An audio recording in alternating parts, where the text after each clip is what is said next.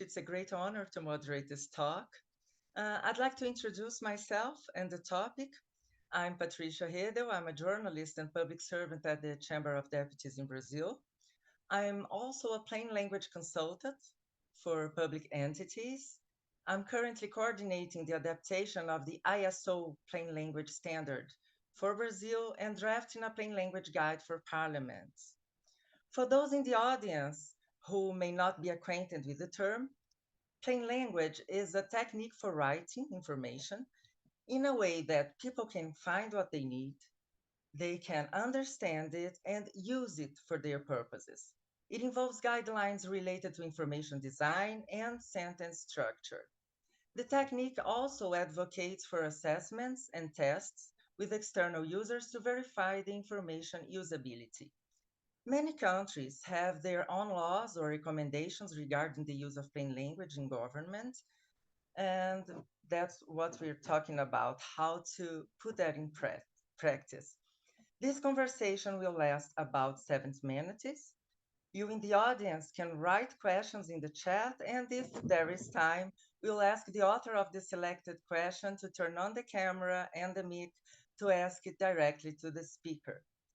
I'd like to extend a warm welcome to our speakers and ask each of you to briefly introduce yourselves, starting with Natalie Foster from the House of Commons in Canada. Thank you, Patricia, and thank you for the invitation today. I'm very excited to talk about this topic and to hear what others have to say and to learn. I think that's the value of these exchanges as well. So my name is Natalie Foster. I am a clerk assistant at the House of Commons in Canada. So I am a senior table officer and also an executive at the House of Commons responsible for a branch team working on parliamentary information and publications. So you can immediately see the link there with plain language. So a team working on technical projects and publications from the procedural point of view. Thank you. Thank you, Mr. Andy Beattie from the Commonwealth Association of Legislative Counsel.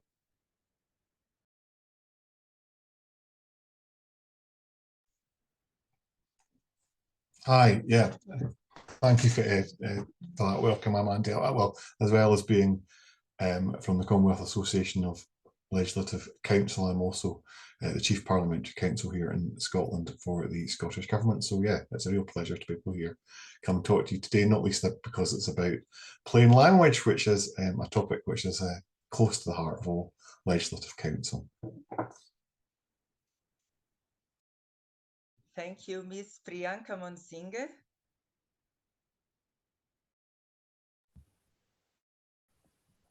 Hi, can you hear?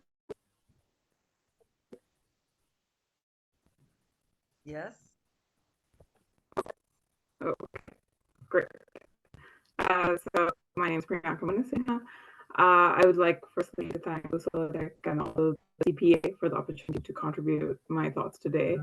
So I'm not a technology expert. My insights come from work to capacitate the Sri Lanka Parliament. I worked for the National Democratic Institute in Sri Lanka for 3 years. And during that time, I assisted the Parliament in their digital upgrade of the Sri Lanka Parliament website to improve its accessibility. I also worked with inclusion centers, CSOs, to help them connect with the Sri Lanka Parliament, ensuring that the Parliament was creating an inclusive environment for all its citizens.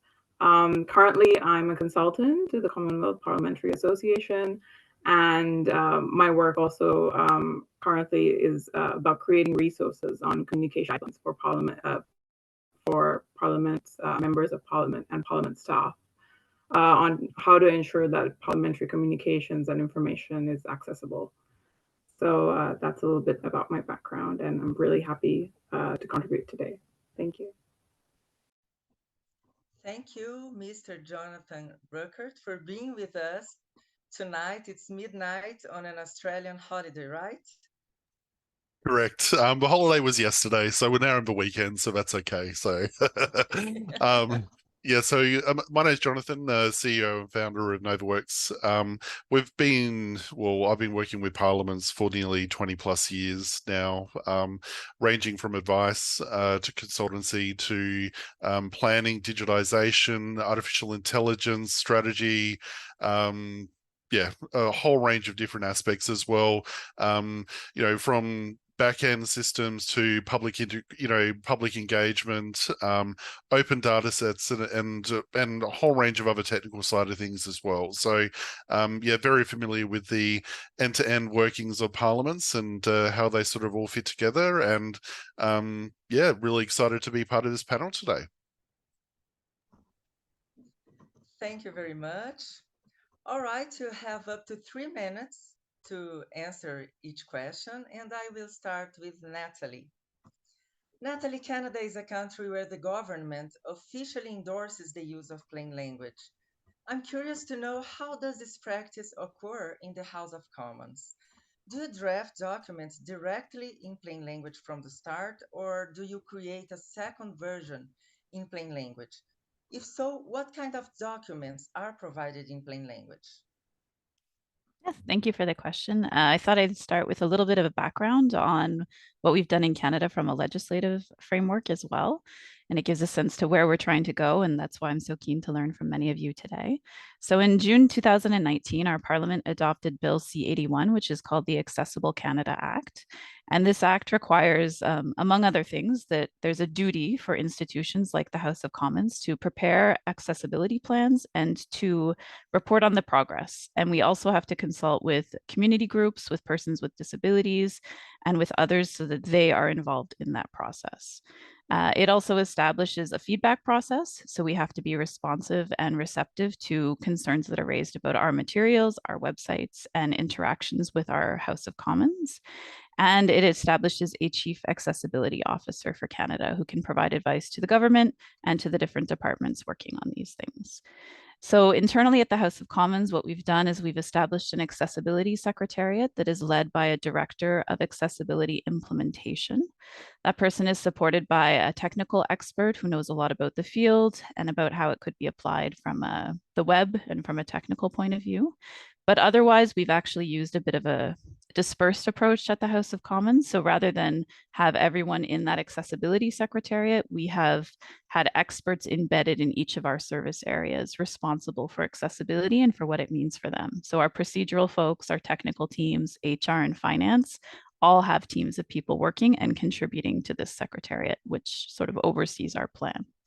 So in consultation with interest groups, we've developed a 3-year accessibility plan from it's available on our website, so anyone could go and read what we're planning to do. It touches everything from physical accessibility to web upgrades, to plain language, actually, and to accessible language. So I think we all know that parliamentary language can be obtuse. It's not always the easiest to understand. And part of the goal here is that all citizens can participate equally in their democracy and feel comfortable in understanding what their members are doing on their behalf. And so one of the things that is on our plan, it's for delivery in our 3rd year, but of course you have to start working today, is plain language. So it's in particular to focus on our procedural documentation and to put that into plain language. So we have a variety of information on our website. Anything new, to get to your question directly, Patricia, we do have the plain language lens. And so a lot of our folks have done training to make sure that they're able to do drafting in plain language. And we've offered that to many people on our teams across the House of Commons. We also have communications experts who are well trained in that and who can have a second eye on the material. But of course, our challenge is to go back and look at the material that already exists. There's a lot of it, and it was not written with that concept of plain language in mind. So we have some staff who are looking at a project plan to figure out which procedural material we should prioritize and how to transform it into plain language. And I think later we'll talk about artificial intelligence and the role that can play. But at the moment, we're really looking at public-facing documents that are aimed to the general public in their interactions with Parliament. And we're also looking at things that are accessed very frequently. So for instance, we have a guide for committee witnesses, we have a guide for private members' business, and we have a guide for petitions. And those are very highly sought after guides by the public. And so we want to make sure that those are in plain language because those are key ways where the public would interact with their parliament. And then we're also looking at our very general guides on procedure so that the public is able to understand in real time what their parliament is doing and why. So I think that's the start of our focus. The challenge, and this is something I'd be interested in hearing from others, is how to use plain language effectively in different types of publications. Knowing who the audience is and knowing who might be using that information, it might affect how we might want to approach that. So I'd be curious to hear from others on that point. Thank you. Given the current level of maturity in the Canadian Parliament, the next step would be converting to plain language information for citizens, right? Yes. Not necessarily bills or laws at this point. No, not at this time, no. Oh, okay. Thank you. Andy Beattie, please. Legislative drafters produce explanatory material for parliamentarians and the public who might not be experts in the topic but need to understand it. What challenge do drafters face to make the documents they produce comprehensible?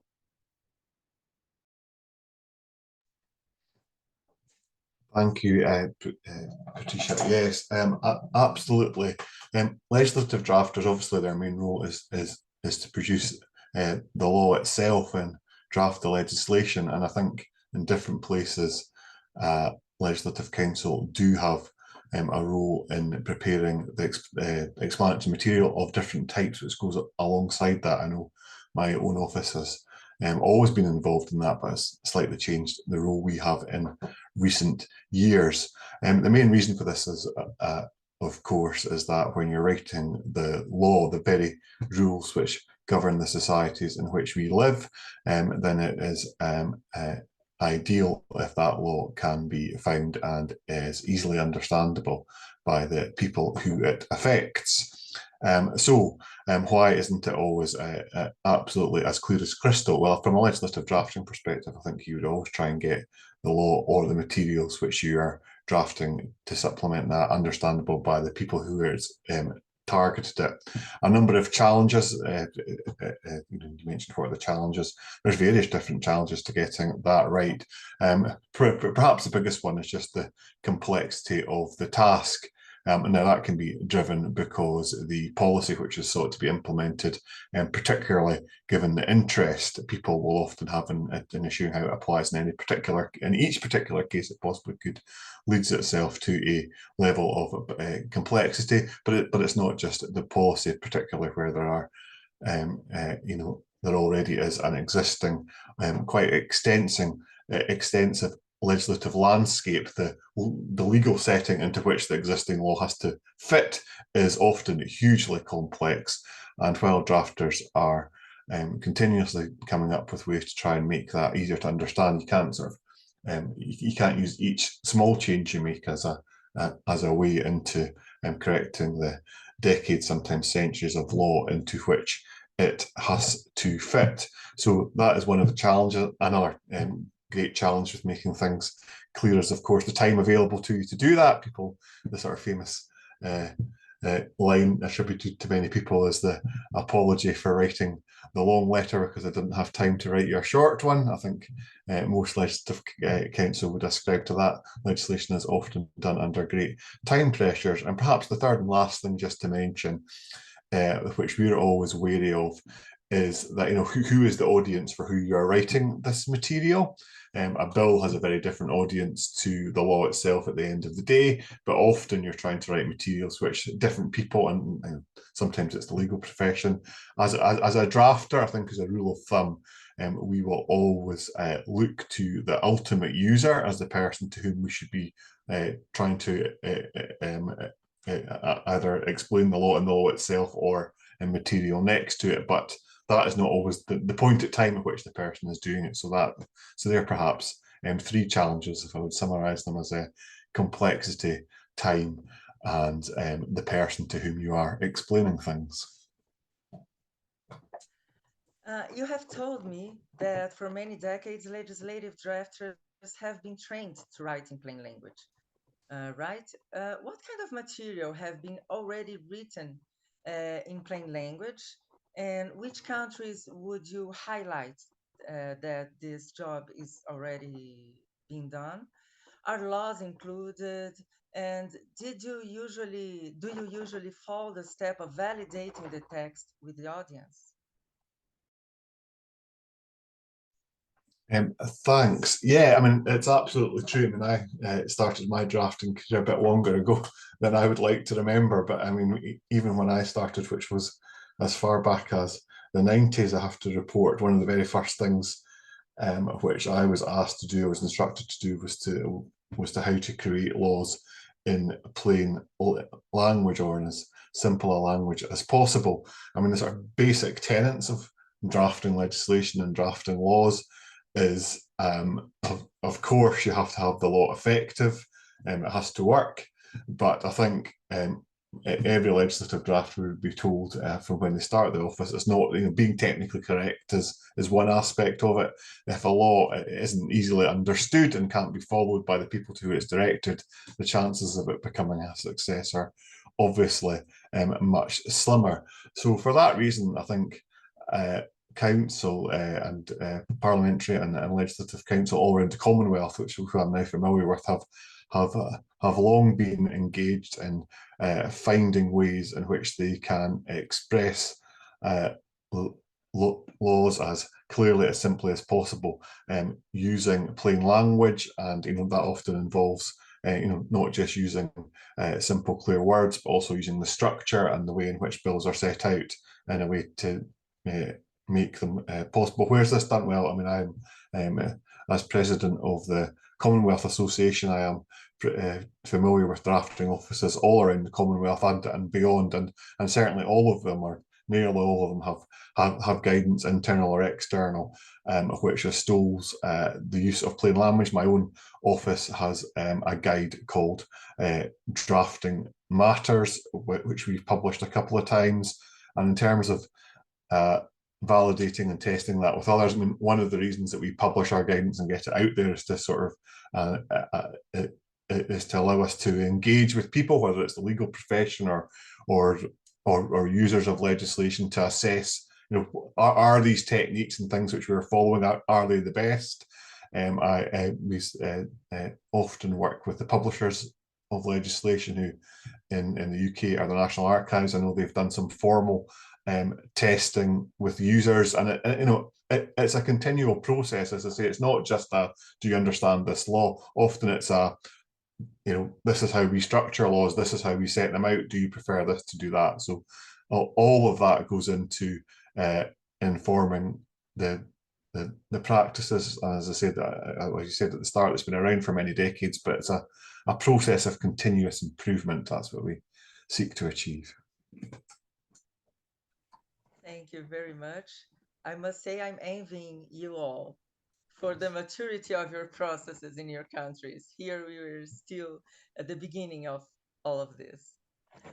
Please, Priyanka, accessibility targets different types of disabilities, each having unique needs for textual comprehension, such as intellectual disability, autism, ADHD, color blindness, etc. While plain language itself doesn't specifically cater to disabilities, there's a branch of the technique called easy read or easy language that does. Would easy read be appropriate for a wide range of disability cases? How do you navigate and address the diversity of needs? Thanks, Patricia, for the question. And I agree with you, coming from the background of the Sri Lanka Parliament. It is not so developed as some of our others about their parliaments. So my viewpoint will be based off of that. So while I think Easy Read is beneficial for enhancing accessibility overall, I think it may not cover all the diverse needs of individuals with disabilities. The disabilities you mentioned in some cases, Easy Read will be suitable. But it's also essential to consider other accessibility features and techniques. So if we think about visual disabilities, content has to be provided in alternate formats such as Braille, and also audio versions for individuals with visual impairments. From the Sri Lanka Parliament perspective, again, you have to consider multilingual accessibility, because in our Parliament, we produce documents in English, in Sinhalese, and in Tamil, so all three national languages. So the diversity has to be there to offer those translations in all three languages as well. And then if you consider cognitive disabilities, I know Easy Read also has visual aids and images, but then also audio support may be needed for persons with cognitive challenges as well. So those are some of the considerations. So I think that Easy Read should be used to support communication with an individual as part of an interactive process. So by producing information with Easy Read, we can make it easier for some persons with disabilities, but then also they can work together with their friends, family, support workers to understand the information. I don't think it's as simple as just applying Easy Read. And then you asked the question also about how do we navigate and address the diversity of the needs. So I think for parliaments, some solutions would be to develop comprehensive accessibility guidelines that encompass various disabilities so that it's targeted. And then also provide training for content creators to ensure that they understand the diverse needs of the audience. In the case of the Sri Lanka Parliament, again, when we were looking to upgrade the website to be more accessible, the IT provider who worked with us, we had to give them training on what was needed because they didn't have that that understanding. And then also, I think it's important to always establish an accessibility advisory board that includes representatives from different disability communities to offer that insight and feedback that maybe people in the parliamentary world wouldn't be aware of. So it's also important to work with inclusion-based civil society groups who already have that information. And then specifically for departments of communications of parliaments, I think a good thing to do is to regularly conduct accessibility audits so that they can identify the areas of improvement for the information that they're producing. And they can also collaborate with accessibility experts and organizations, again, like inclusion-based CSOs, and also promote awareness campaigns within the Department of Communications to foster a culture of inclusivity and accessibility. Coming from a developing country and the developing country parliament perspective, I think awareness, there needs to be growing awareness because I have often seen that around the area of improving accessibility, this is lacking. So those are my thoughts. Thank you. Now let's get specifically into the topic of artificial intelligence, starting with Jonathan.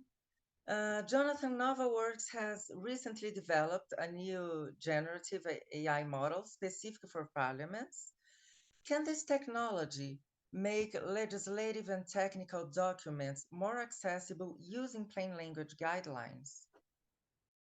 Yeah, it's a really good question. I think when we sort of look at the model which we sort of have developed around this and some of the use cases that we actually look at around the use of artificial intelligence within the parliamentary context, I'd like to sort of set the scene to start off with to say that the data which is then used within that model is what we call grounded to the parliament. So it's really important that when we actually look at the use of artificial intelligence within a parliamentary context, that trust and transparency is number one. You want to make sure that whatever use we're looking at within the artificial intelligence, it doesn't undermine the trust of the content, it doesn't undermine the ability for the use of those sort of, plain language to detract from, the needs and the requirements of the actual parliamentary process as well. So the way which we're sort of tackling it is a couple of different ways.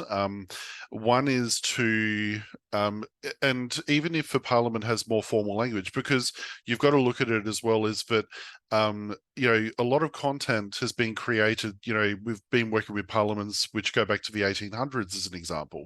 So you're not going to go back to the 1800s and try to modify all their content and, or even like you have, for example, even in, say, Australia, we've got the Old English, what we call the Old English as well. So, you've got the ability to use artificial intelligence to really about, say, asking questions. So we're finding a lot of really good, interesting use cases around the use of what I call plain language interaction with content which may not be in plain language, or may be created in plain language, in the future as well.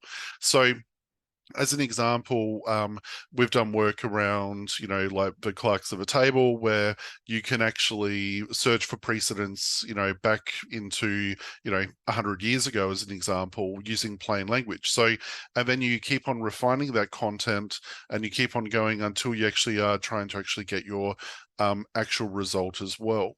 One of the key things, though, that we need to consider, though, is that we always make sure that when we use artificial intelligence to change original source content, that's always cited back to the source content as well, to maintain trust, to maintain that, really valuable information, to say, so if you've gone through and let's say you've summarized a precedent, or you've summarized, different areas of the actual business. So you might be doing a terms of reference for a committee, or you might be doing drafting of legislation, or you might be doing a whole range of other things. You need to make sure that with whatever, technology that you're actually using, that does not change fundamentally the intent or the content around what you're actually trying to either regenerate or simplify, using that sort of as a technology side of things as well. So, I've seen some use cases where you could technically, if you go to ChatGPT at the moment, just as an example, you could say, describe this bill to an 11-year-old or to a 5-year-old, as an example. And the simplification of that language will just completely change the intent, potentially change the intent behind that bill. So, again, like we're talking about, say, edge case scenarios here as an example, but it really makes sure that, that the Parliament is actually really thinking about how they're actually going to be using that adoption, of artificial intelligence to, to actually make it in a meaningful way.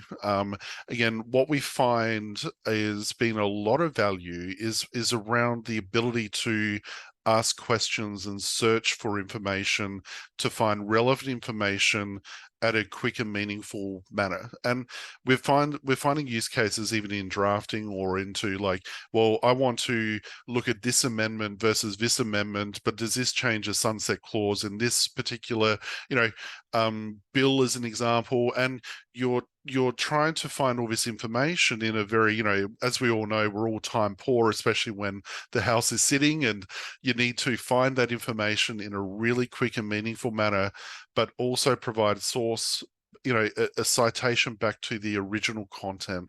So if you need to look at that original content, you've always got the original context, and that's what we call grounding of data, using the AI model. And the AI model which we sort of have developed is really specific around those particular use cases, and grounding the data on those use cases becomes really, really important to then provide contextual benefit for plain language, use and guidelines as well. Okay, thank you.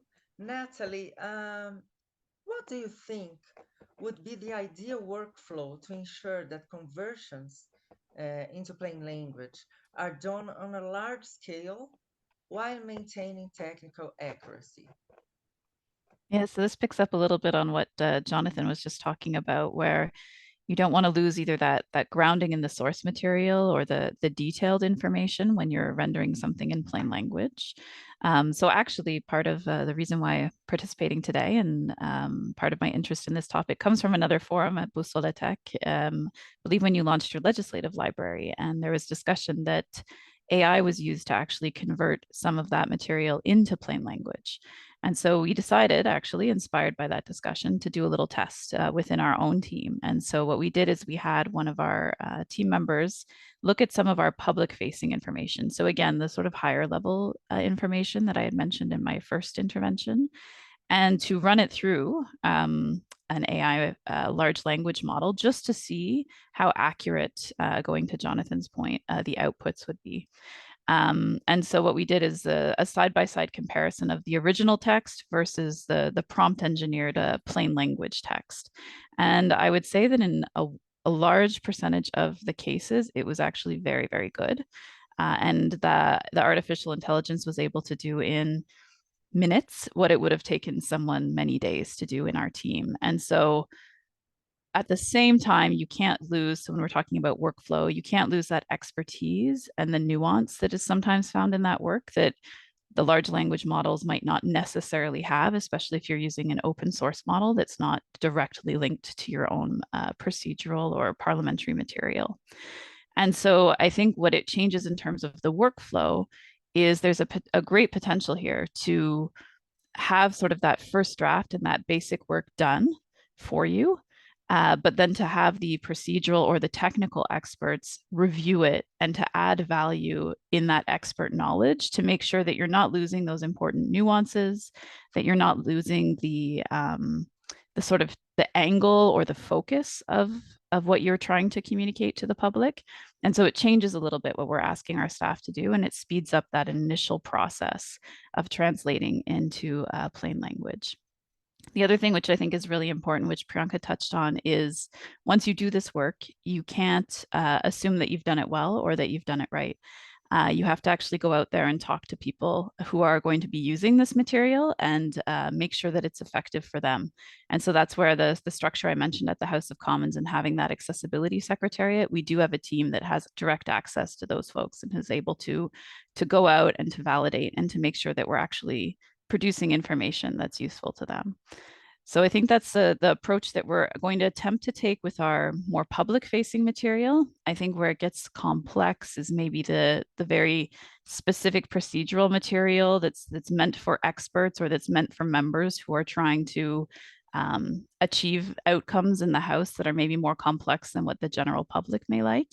And then again, to what Andy was speaking about in the legislative world, it's a complex question. Obviously, the summaries and the plain language summaries done by our teams and our libraries are available. But I know some parliaments are talking about the laws themselves being more plain language and how you can do that effectively without losing that nuance and the technical language that is very important in certain judicial settings or parliamentary settings. So it's an interesting conversation. Thanks. Jonathan, just completing Natalie's answer, I'm not talking here about open source AI, okay? Is it possible for parliaments to automatically convert technical and legislative documents into plain language without human oversight? Do you see in a mid-range scenario, would it be feasible to convert them on a large scale, like hundreds or thousands of documents? It's a very loaded question. Like, because I don't like the word without human insight. So the answer is that a technical person could go scrape all the content and click a button without human insight and generate new content, which may be in plain language as an example. However, coming back down to, again, Natalie's point and Andy's as well, and Priyanka, is that, you need to ensure that the content is trusted. The content that is generated, you know, again, it comes back down to parliaments and trust and transparency as well. The other thing is a really interesting question when you actually then look at, for example, large scale conversion as well. And let's bring it back down to the basics of what artificial intelligence is all about. And it's, you know, machine language and machine learning and whatnot, is that the goal of the AI algorithm is to get rewarded. Right. So if you're looking at converting content from 1800, let's just say, you know, to simplify languages as a really like large scale data set, as an example, from the 1800s through to the current present day, you know, you're talking, you know, you might have 100,000, 200,000, 250,000 documents, and language has evolved significantly over that period of time. So if you started, say, training all your content, you know, and it gets rewarded because it's, you know, done something really well in the 1800s, but then you try to then reapply it to the, you know, 2024s, you know, you could actually introduce bias, or you could introduce information, you know, which into your model, unless you're actually having, you know, people reviewing that content to understand that your model is actually behaving within the boundaries, within the content, you know, within the context of what you're actually trying to set.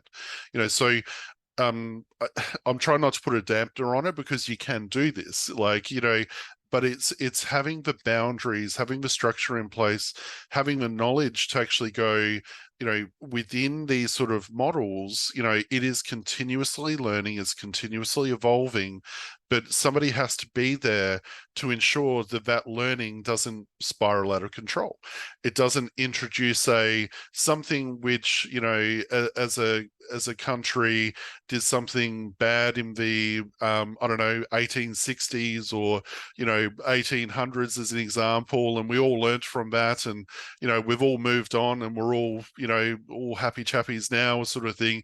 And, you know, you don't want to make sure that it's learnt off all of that content, which is not reflective of, say, current society. So you've got to treat these sort of things with that sort of type of context when you look at, you know, what I call automatic conversion. You still need that sort of regular review cycle. You know, is it operating as expected? Reviewing it, refeeding it back in, retraining. You know, it's a continuous improvement process. Because if you just click a button and expect it to work, I'd say you're setting yourselves up for failure. Thank you. That's very interesting. Andy, are there any initiatives by the Commonwealth Association of Legislative Counsel regarding the use of AI in plain language? Hi, yeah, thanks. I think it's fair to say that in the past 12 months or so, in the world of legislative drafting, like everywhere else, we've all started to think quite closely about artificial intelligence and its capabilities.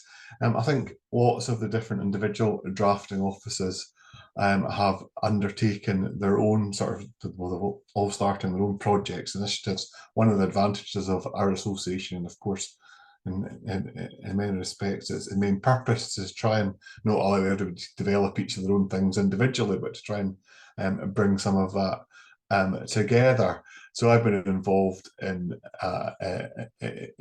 some of that, and I'll maybe say something about our Commonwealth-wide initiative. But individually, the sort of experiences we've had of using artificial intelligence in our world, we've sort of tried it for 3 different things. Maybe an anecdote about each one has been actually getting it to draft legislation itself. Another has been to try and get it to explain the legislation and draft explanatory material. And thirdly, it's try and you know, see if we can create tools which would help the people, you know, who are undertaking either of those tasks to do them properly. So on the drafting legislation, I'm aware that many places in my own office included have done their own projects as, you know, trying to use AI and AI tools to say, you know, could you redraft this better, or can you draft a bit of legislation? And I think it's fair to say that the conclusion so far is it hasn't been actually particularly ideal at that. It's sort of creating new law. It does do it, and it's actually picking up on something that Jonathan does there.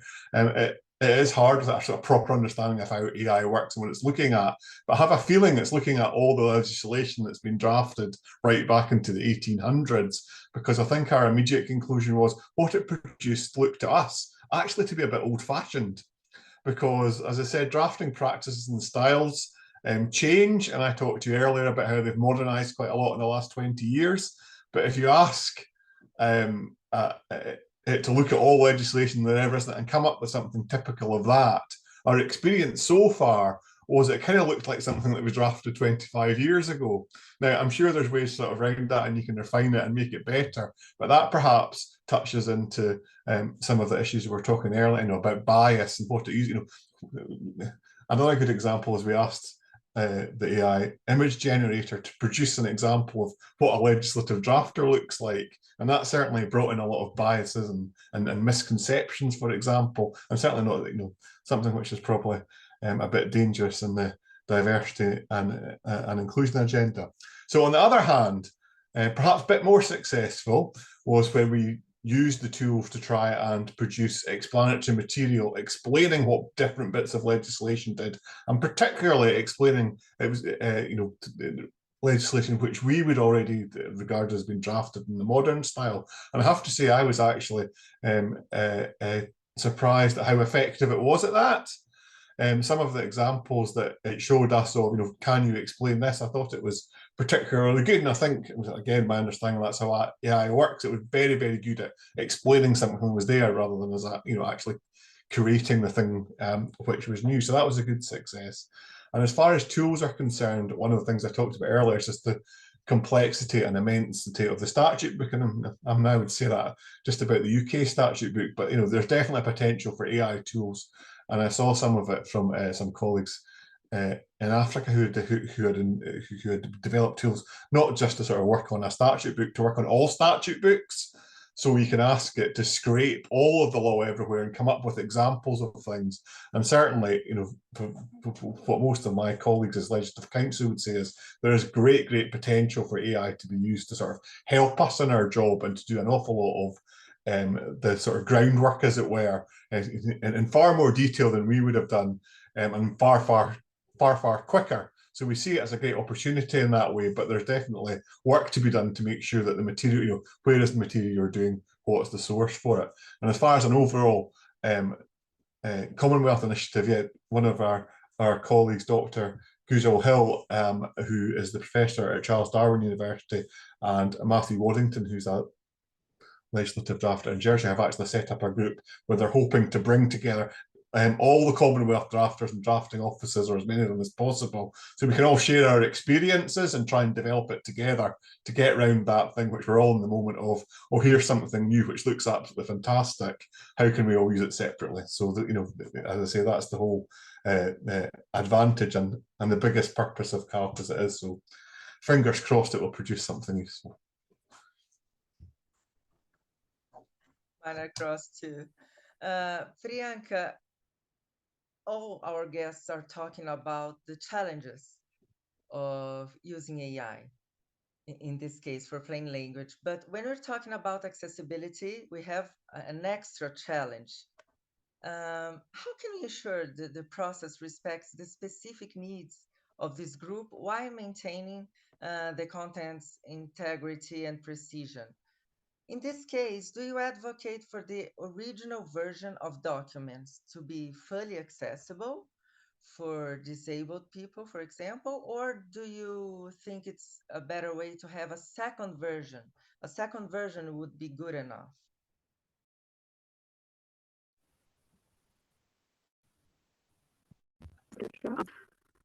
Both are very important questions. So I think in adapting with content for individual disabilities using AI, you have to be really careful from balance.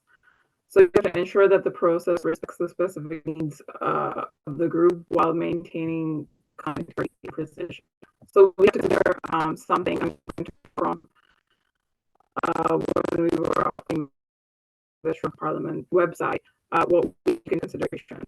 So one thing is the customization features. So implementing AI algorithms that allow users to customize documents based on their specific needs.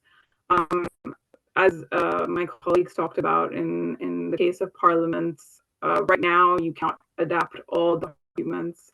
Perhaps bills are not yet adaptable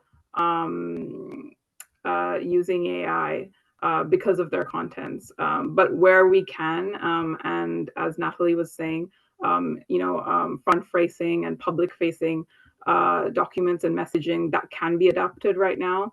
You have to look for several things: font size, choosing color contrasts, enabling text-to-speech features, depending on the person with disability and what they find difficult. It should be targeted. So it's not the case of, one size fits all. And then also we need to consider feedback, like I was saying before. Feedback from individuals with disabilities is so important during the AI adaptation process. Otherwise, there's no point in doing it, because they're the ones who can say what modifications have been done successfully, and they're the ones who can actually guarantee the accuracy and precision of the legislative content for their needs. So that you don't compromise on this. And there are several CSOs, disability-focused CSOs, and persons with disability in the parliamentary space already. So who have knowledge on how to adapt content like this. And the last point is what Jonathan was talking about, which is establishing this feedback loop that allows for continuous improvement, because AI systems can learn and adapt. And by refining their approaches based on user interactions and feedback, it ensures that when we continue to use AI adaptations, it will become more effective and align with the needs of the specific community that you're trying to adapt the content for. So I think by combining AI with a user-centric approach, it's possible to strike this balance. So I just wanted to emphasize here the user-centric approach, because working with these people with disabilities, the most important thing is it has to be human-centered. So the same is true when you're working with AI to cater for persons with disabilities. I think you asked me about a second question about whether we should use the original version of documents to be fully accessible, or a second version would be good enough. I think it depends on what type of documents you're talking about first of all, because there's a wide range of documents, but also I think it depends on whether Parliament has the resources to do so. If they have the resources to do so, I would advocate for the original version of the documents being fully accessible. And also, it also depends on if the documents are for public consumption and citizens' knowledge. Then I think where parliaments can, they should. But we must also consider, like Natalie was saying, about the legal writing technique and the nature of some legislative documents. They cannot be adapted completely or true to form. So then I think a second version is a start, perhaps also for smaller parliaments and parliaments who do not have resources. And then again, if the messaging of the document is intended for persons with disabilities. And then I think here as well, you can work with inclusion-focused civil society organizations to help ensure that the documents are produced to meet that requirement. Two things I want to say here is we have to consider privacy concerns, because AI adaptations, we have to ensure that they adhere to the privacy regulations. And in order to do that, there have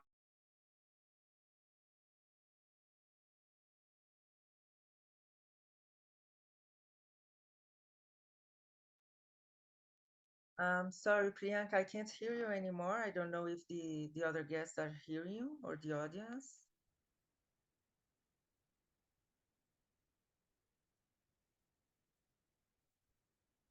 Is anyone hearing her? Patricia, our staff is saying maybe something with her microphone because the audio is failing a little. It was failing a little bit before it went out. Not sure if she can use another microphone or something like that. Okay. Have to be privacy regulations that go.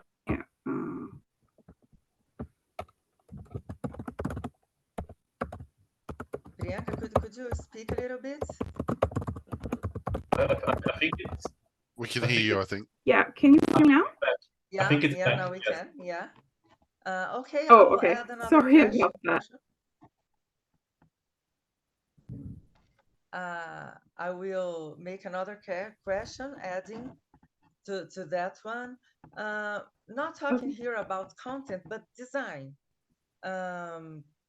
Much of what is required to make a text accessible is related to information design, such as arranging sentences in stanzas, using literal icons with simple lines, choosing the right colors, and however, most legislative information producers are not designers, okay? How could artificial intelligence help in creating accessible information design models? I think it's something easier to do, right? I hope you can all hear me now.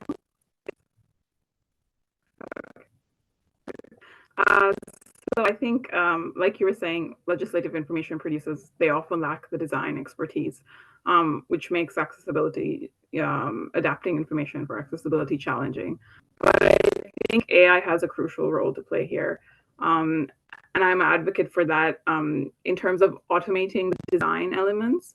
For example, AI algorithms can arrange text in readable formats and then suggest appropriate color combinations for readability and contrast, and even generate simplified icons. I think this is especially useful for parliaments that lack resources, because it's a cost-effective way of ensuring that the information is accessible.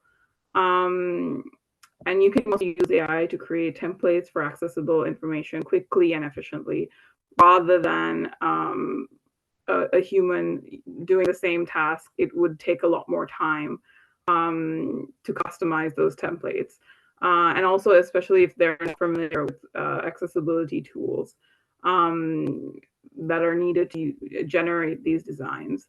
And that would be the case, I would say, with a lot of parliamentary staff. And sometimes, they're understaffed in the Department of Communications or their own IT departments. And also, they may lack the resources to do so. So I think AI tools can assist non-designers in adhering to accessibility standards, I think, and making the information more comprehensible, and for a wide range of audiences, including persons with disabilities. But I think also a plain language text helps people who find it difficult to read. Maybe literacy rate is not so high. So I think in that regard as well, it would help. But I think the problem is, for ethical reasons, Parliament should make it known and make it clear where AI has been used to generate legislative information. So like I think my colleagues were saying, especially Jonathan, that the process has to be transparent, and you have to establish standards and guidelines, by the respective parliament on what type of information can be generated using AI before AI is just utilized.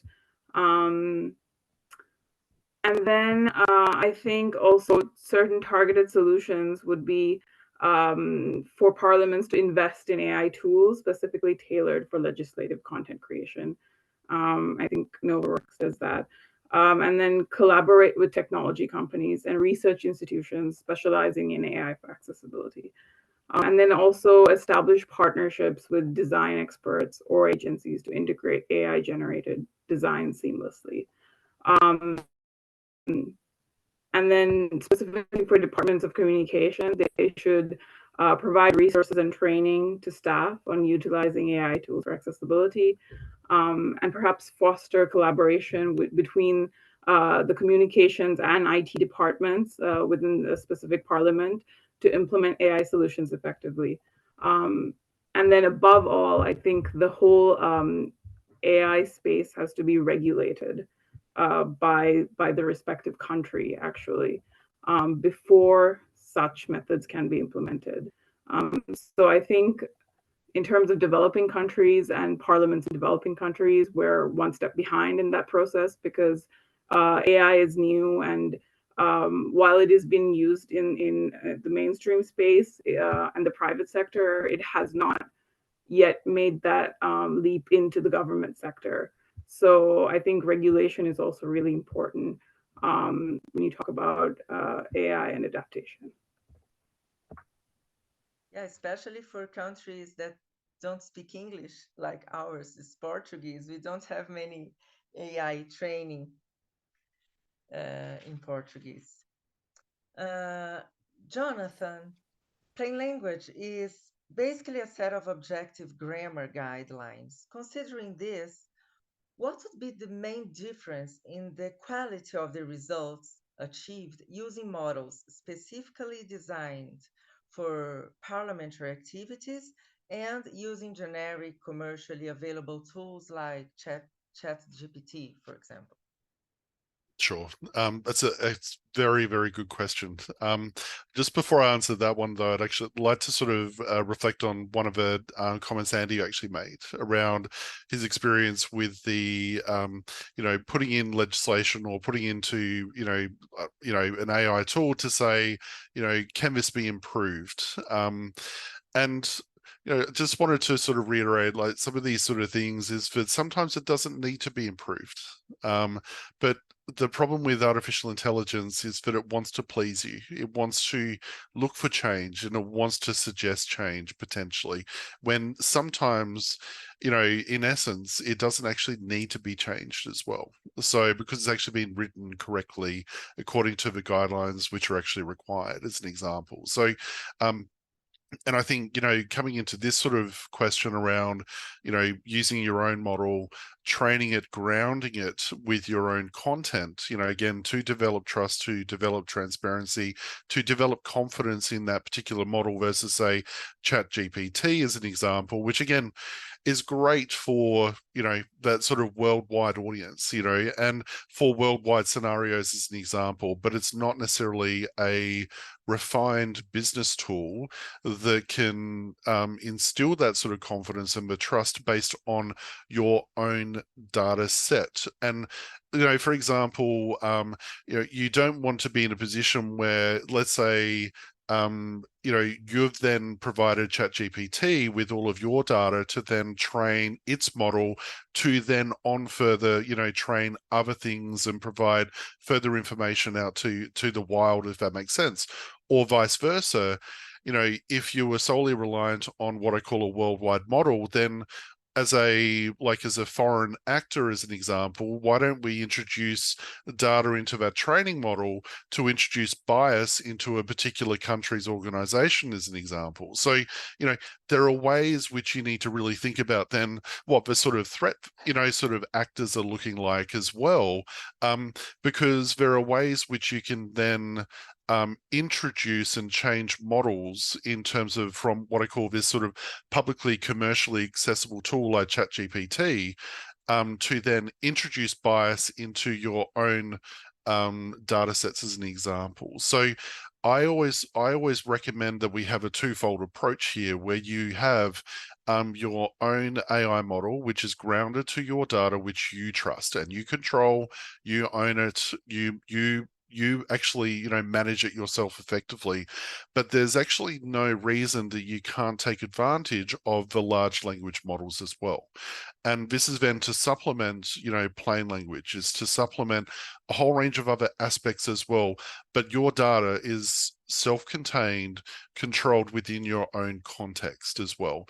Providing citations, providing all this other information. So if I go into, ChatGPT at the moment and say, generate me a bill based on the Canadian Act of XYZ, as an example.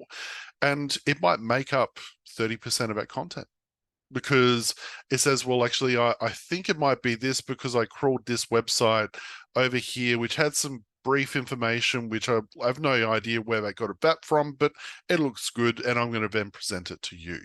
So, you know, and especially when we're dealing with the types of content that we're working with here, we need to make sure that the content that we're using is factual, it is truthful, it is, you know, it is a real, you know, like we've got real decisions being made based on this content. So we need to feel very confident that, you know, whatever model which we're actually then using is, you know, using your source data as well. So, you know, the massive difference between those sort of commercially provided tools, you know, and having grounded tools where you could say, and, you know, we've done this sort of recently as well, like what happened in question time today, or what bills were introduced today, or what amendments were actually, you know, done on this particular bill over the last, you know, 2 years.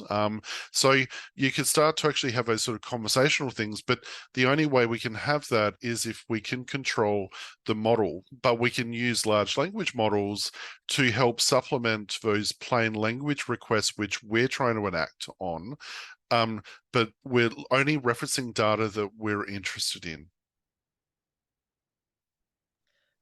Okay, we've talked about using AI for content adaptation, also for design, but another point is, can AI substitute the step of user validation, like readability, comprehension, or usability tests that are done with real users today? Could AI replace the users in that?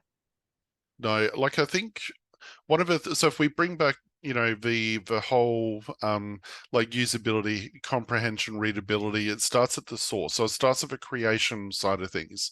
And one of the best tools, or one of the best sort of scenarios which we're sort of are actively working with as well, is that you want to suggest things on creation.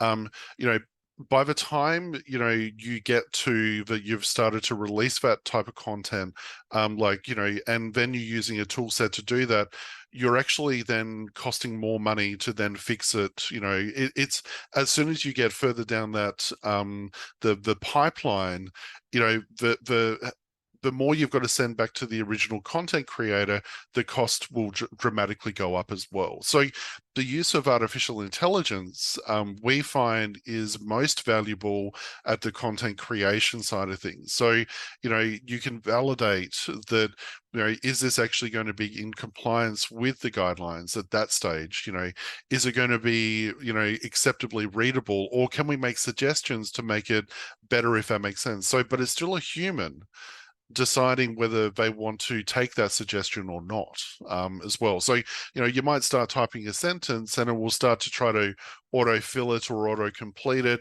or it might then say, well, actually, this is quite wordy. Do we want to try to simplify this? But you've already created it. And so it's really about how do we make sure that, you know, and I was referencing also what Priyanka was saying as well around, you know, design guidelines, or the actual, you know, the use of those sort of other elements. It's really about saying, how do we make sure that we're compliant when we're actually creating content, rather than having to worry about trying to fix it after we've published it as well. Okay, would you like to add another information or a final consideration on the advantages and pitfalls of using AI models for legislative material, for plain language?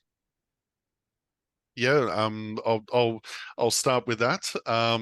And you know, there is a significant amount of advantage which we can use. You know, one of the biggest sort of pitfalls is just going into AI without really understanding why you're going into AI.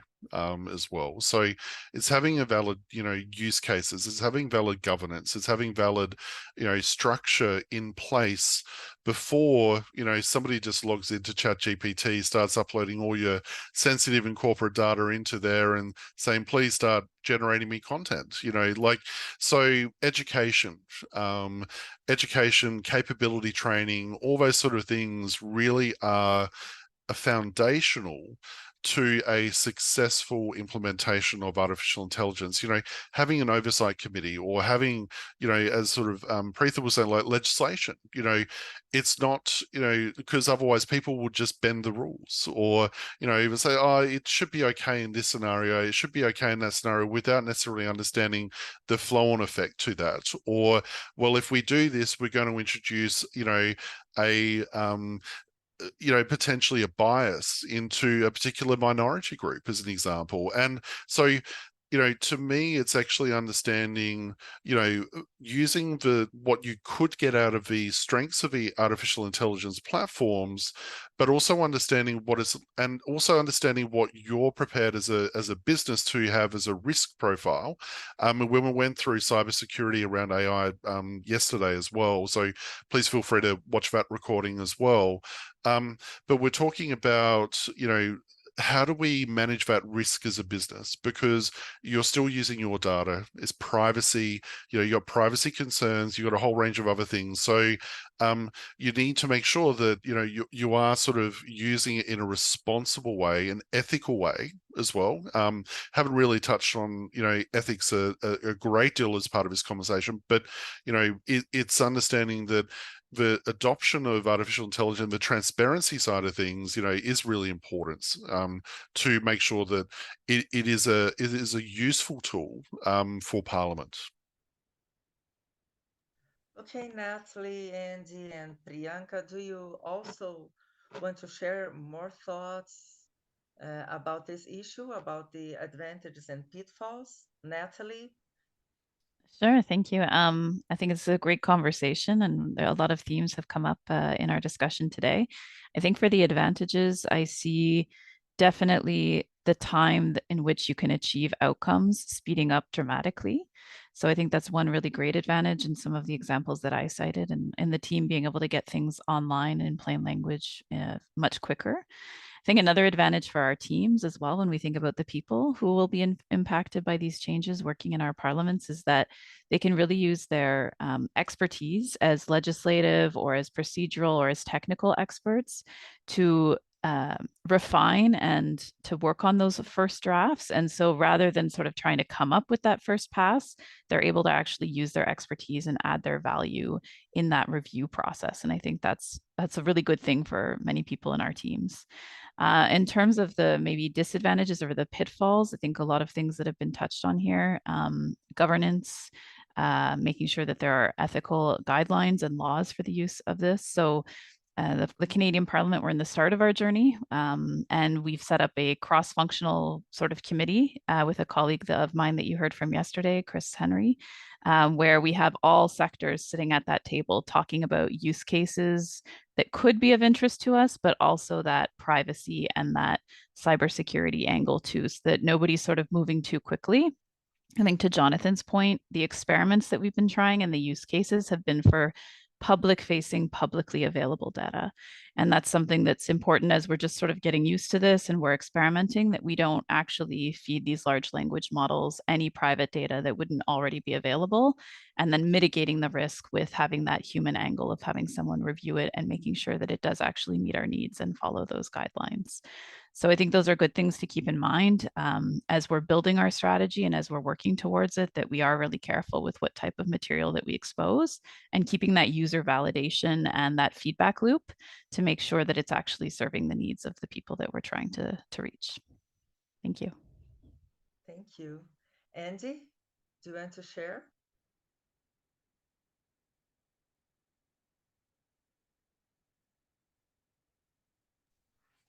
Yeah, I'm not entirely sure I can add too much to what my colleagues before have said, but I'll do my best maybe just to summarise how it affects us and then do that. So yeah, I mean, the advantages are definitely that AI is clearly an extremely powerful tool which can be used to potentially save a lot of time and actually provide a lot more additional information from which, from a legislative council perspective, you could start your work and it can help you. I mean, I think it could, perhaps the potential is certainly there to provide you with more time to focus on what your expertise is.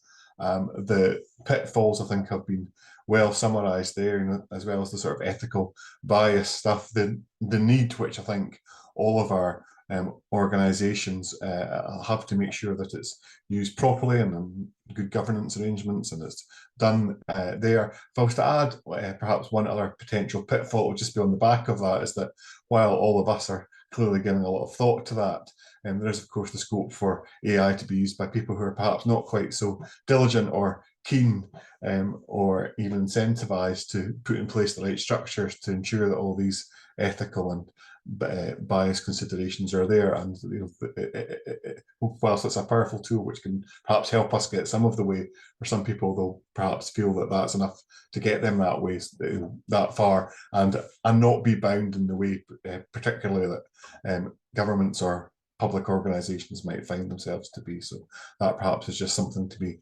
mindful and to look out for in the future. But yeah, thanks all for a great conversation. It's been good to hear others chiming and adding some new thoughts for me to consider as well.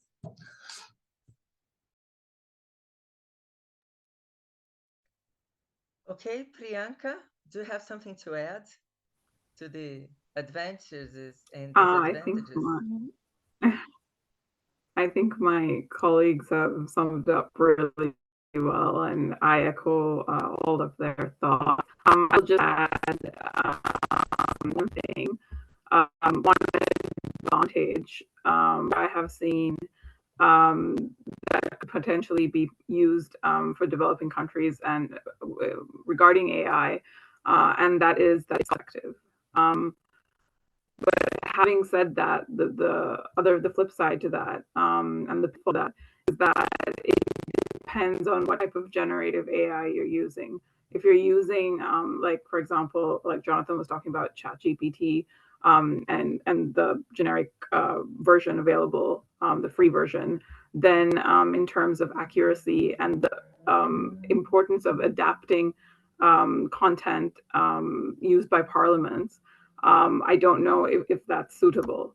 But in order to access higher AI generative models, that comes with a cost. And I don't know if developing country parliaments can afford that.